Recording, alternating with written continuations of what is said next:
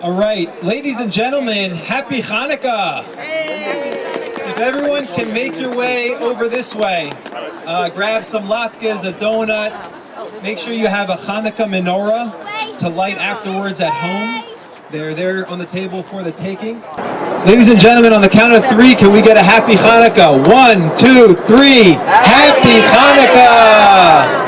Thank you to each and every one of you for being here to celebrate the first night of Hanukkah together in Chelsea Square. And I just want to mention that all of these events that happen, they don't happen on their own. They happen because a group of people start thinking about it a few months ago.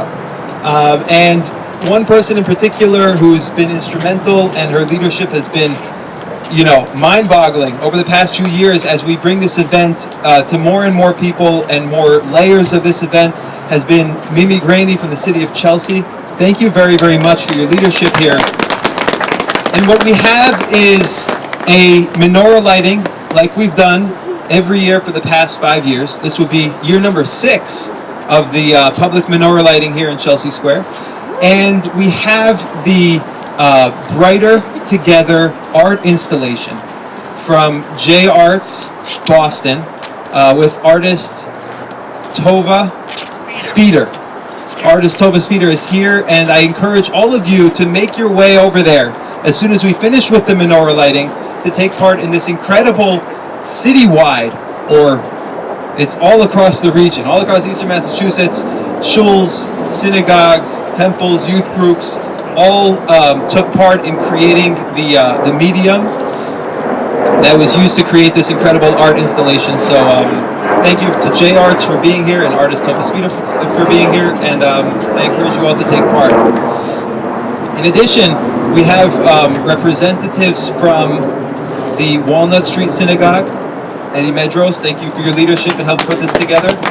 And we have Rabbi Oksana Chapman from Temple Emmanuel of Chelsea, and we'll hear from her as well tonight.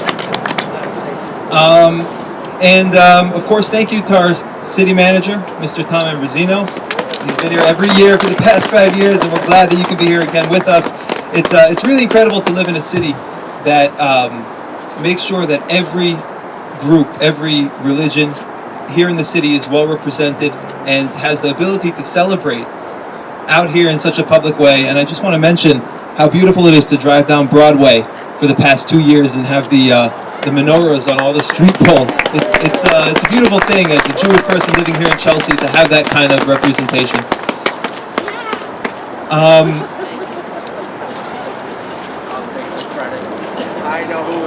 To share a few words on the meaning of the holiday and what we're celebrating tonight, I'd like to first call upon Rabbi Oksana Chapman to share a few words.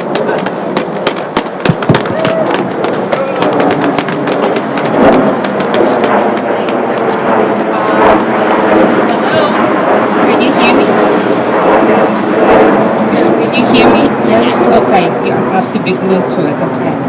So from walking from there up to here, I was thinking maybe I will get inspired to say something really great. So I'm still working on that. So one of the lessons that Hanukkah teaches, and there are a few of them, against assimilation, against being like everyone else, keeping your own identity, being yourself. I think that's an awesome lesson.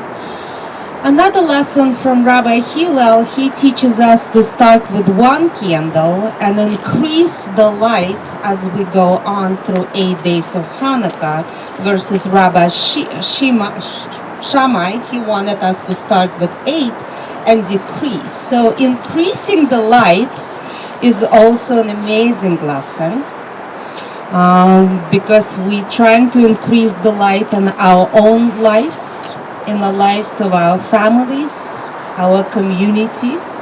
Chelsea, when I saw this Hanukkah,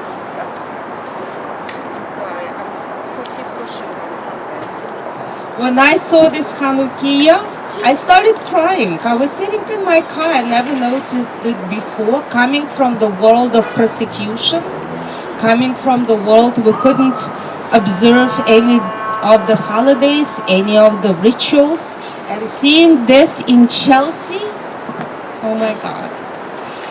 And the last thing that's on my mind, of course, very closely to me, because I have family in Ukraine, I have friends in Russia. Both of my worlds are on fire. And I just want the miracle and amazing help from the United States and the whole world, support and whatever we are helping, and we need the miracle of Ukraine to win. Just like the Maccabees, a small group of Maccabees won a huge army in those times. So that's what's going on through my mind. Happy Hanukkah, everyone. May we all increase the light.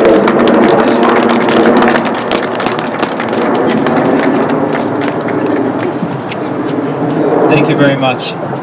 And now, representing the Walnut Street Synagogue of Chelsea, Mr. Eddie Medros.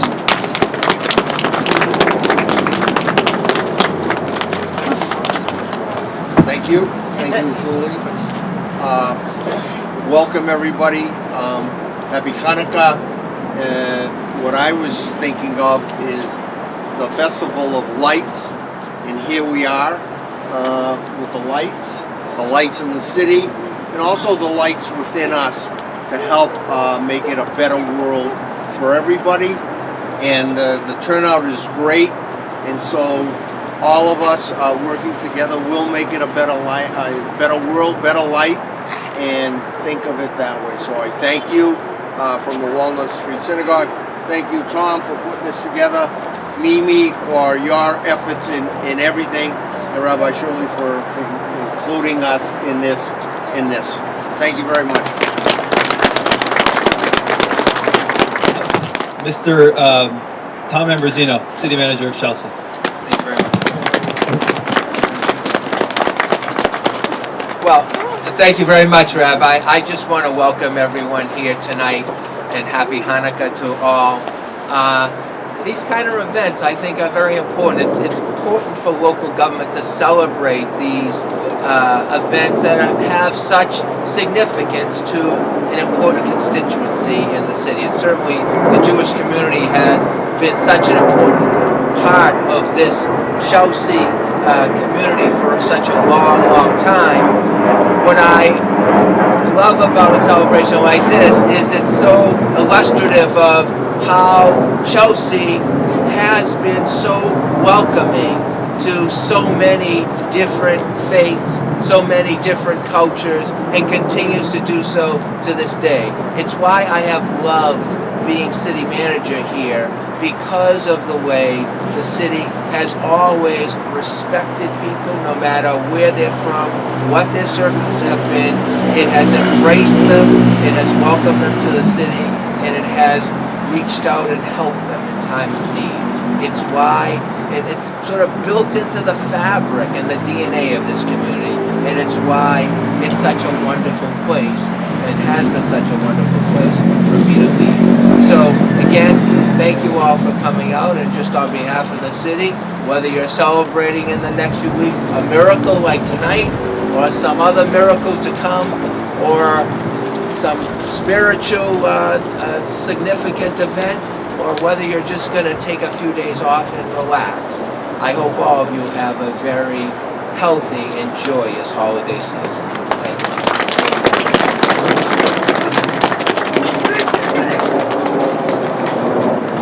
Thank you very much. So, do you hear me? Okay.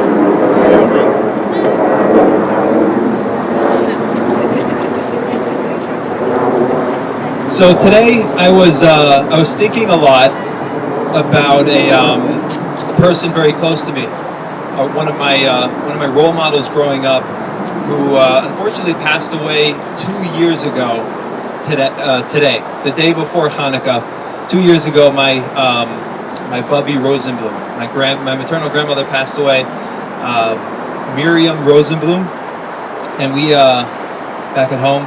Those of you who have met baby Miriam know how important she is. Coming a year after my grandmother passed away, we have a baby Miriam, born here in Chelsea, named after Miriam Rosenblum, who was a very, very important person to me and a role model in this work that stands before us, the work of bringing light, which is really what Hanukkah is all about. And I want to share with you a lesson that she taught me.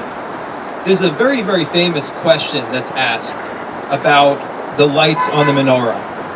We famously celebrate for 8 nights because the Maccabees, the Jewish soldiers, when they re-entered the temple, only had enough oil to last for 1 night, and they lit the menorah, and miraculously it lasted for 8 nights. So how many nights of miracle are there? 7. There's 7 miracles. The first one wasn't a miracle. So what really are we celebrating? Why do we celebrate tonight with that first candle on the menorah? And yes. And there's, every answer that's asked in the Talmud, there's, 40, every question that's asked in the Talmud, there's 40 answers. But there's one answer that my grandmother taught me that really speaks to me and that I want to share with you, which is that the first night was not a miracle of the oil lasting. It's that they lit the menorah in the first place. Because if you re-enter the temple and you find it in shambles and you only have enough oil to last for 1 night,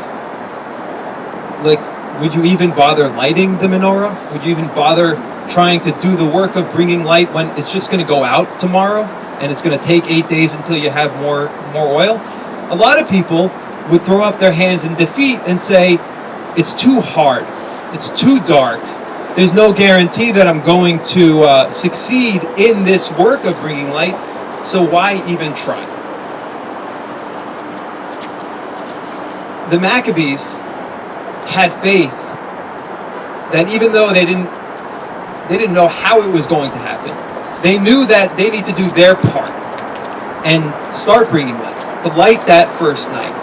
And ultimately they trusted in God, that God would do the rest, that somehow God would step in and make it work. And on the first night of Hanukkah, when we light the first candle, we're celebrating that miracle, the miracle of faith. Now, my grandmother, Bubby Rosenblum, she was that kind of person who had that kind of faith. I know it's cold out here. Everybody's kind of shivering. Bubby Rosenblum would stand outside Giant Eagle on Murray Avenue in the Squirrel Hill neighborhood of Pittsburgh every single day. Okay, she taught first grade in the morning, and when she got off after lunch, she would go down to the Giant Eagle and offer people opportunities to do mitzvahs, but not just Jewish people. It wasn't, she wasn't only catering to Jewish people. She had something called a good card that encouraged people to do something good, do something nice, an act of goodness and kindness, and to pass along that good card. Okay. Now, she stood outside Giant Eagle every day throughout the year for 20 or 30 years, and I can't tell you how many times I've met someone across the world, like in Israel or in California, or my brother met someone on a trip to Germany who had one of those good cards. Okay, now they're patented. They're only from Bubby Rosenblum.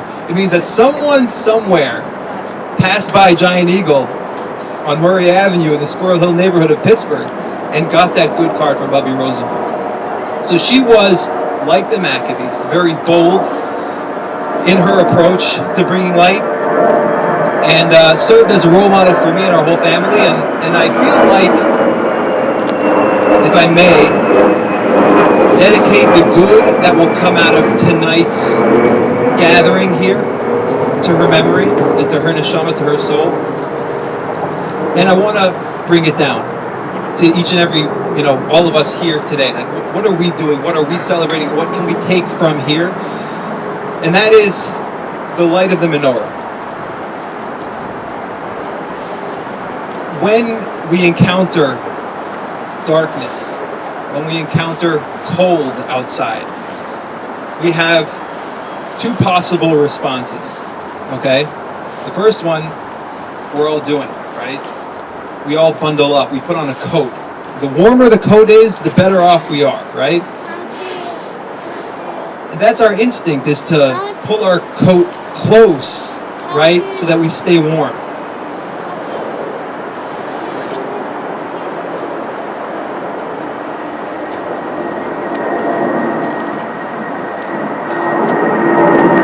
When you put on a coat, who are you keeping warm? Yourself. And that's okay. That's the first step, right? You gotta make sure that you're warm. You gotta make sure that you're insulated from the cold.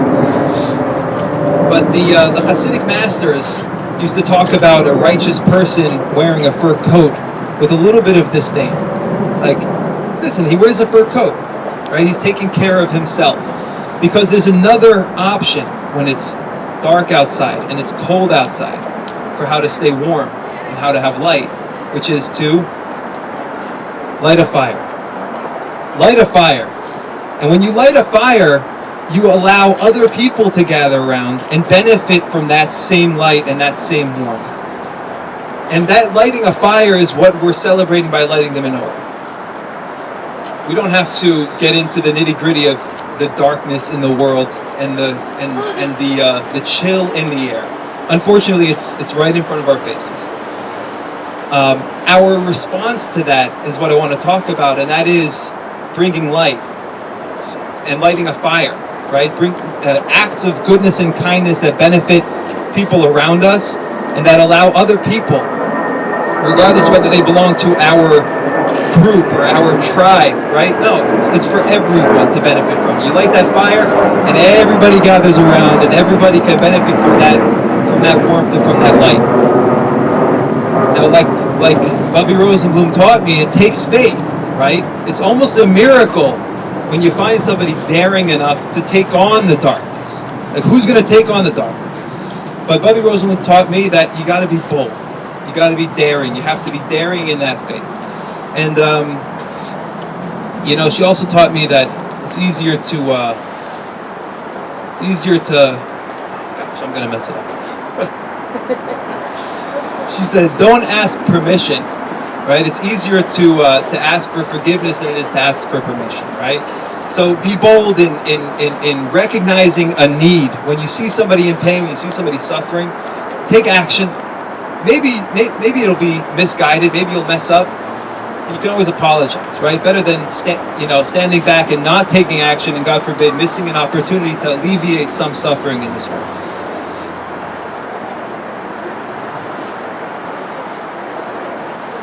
So as we sing the blessings and as we light the menorah, I invite all of you to close your eyes and envision a place in the world. Start small. Start in your backyard, in your immediate peer group.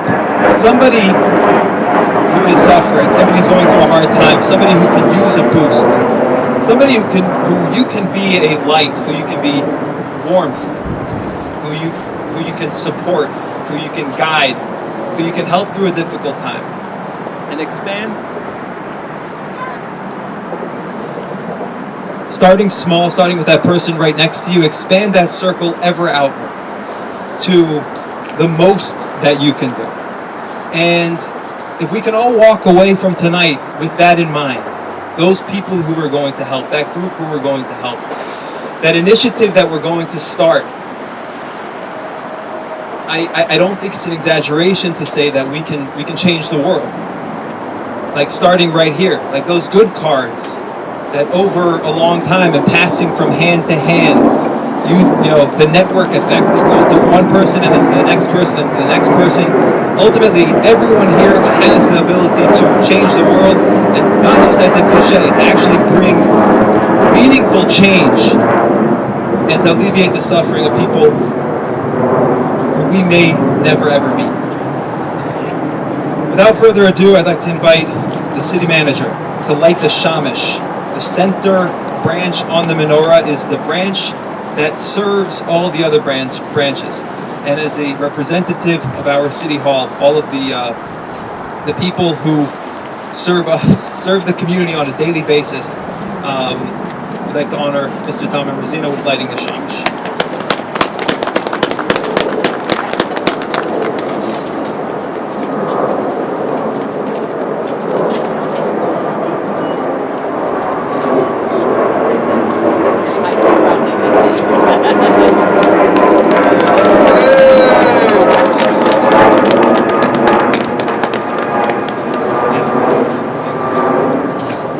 those of you who know the blessings, you can sing along with me in Hebrew, and then I'll translate in English. Baruch atah Adonai Eloheinu melech haolam asher kiddushanu b'mitzvotav v'tzivanu lehadlik ner shel Chanukah.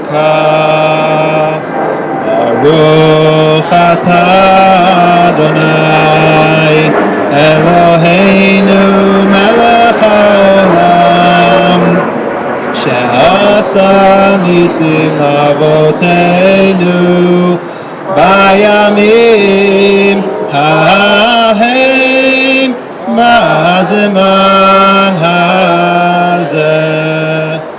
Baruch atah Adonai Eloheinu melech haolam she'asa nisim lavoteinu bayamim hahem ma'azeman hazeh.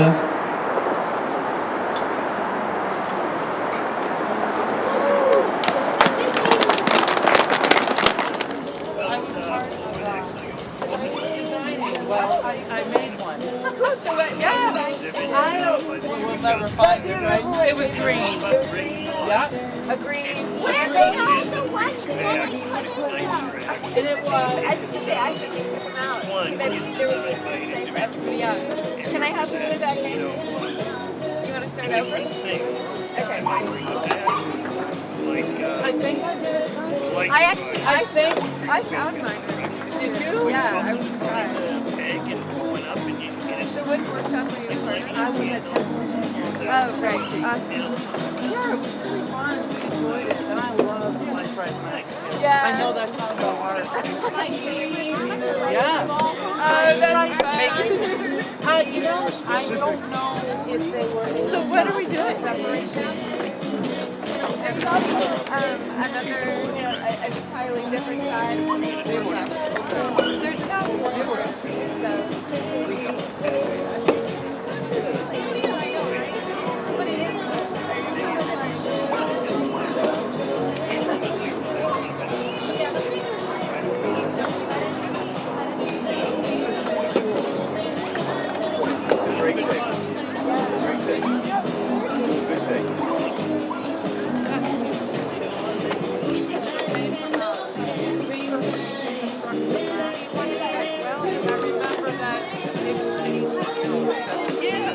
So it's all about symbolism. I don't know. There's some of the other side too. Put them up, play with them. Find one that design they like. They can make pictures. I know, huh? And it's double-sided, so if it gets crowded on the other side, then just have fun. Yeah, please. Everybody. No directions. Light went up. 400 people. And, in essence, it's like you're lighting a candle.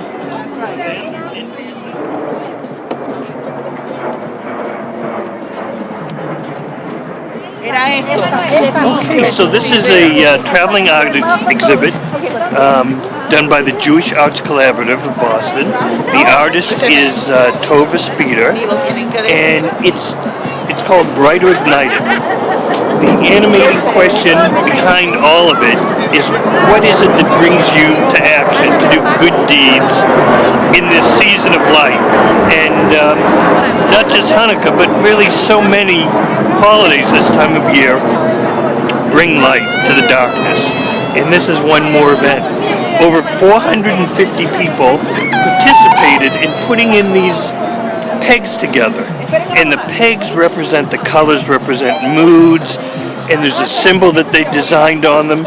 that represents what motivates you to do good deeds and mitzvahs. In essence, when you're putting a peg in the wall, it's like you're lighting a candle for someone you don't even know, but also for yourself. And that's how we bring light in this time of Hanukkah and this time of year.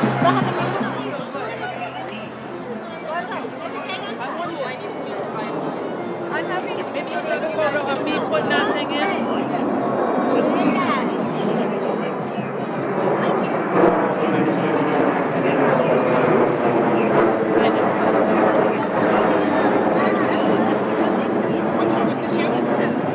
Nice one.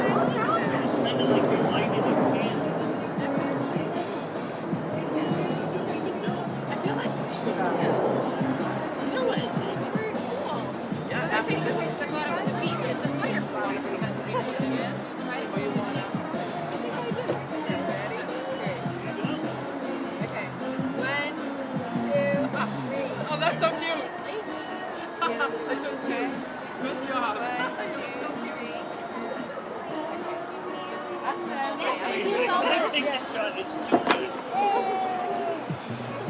You guys look so good.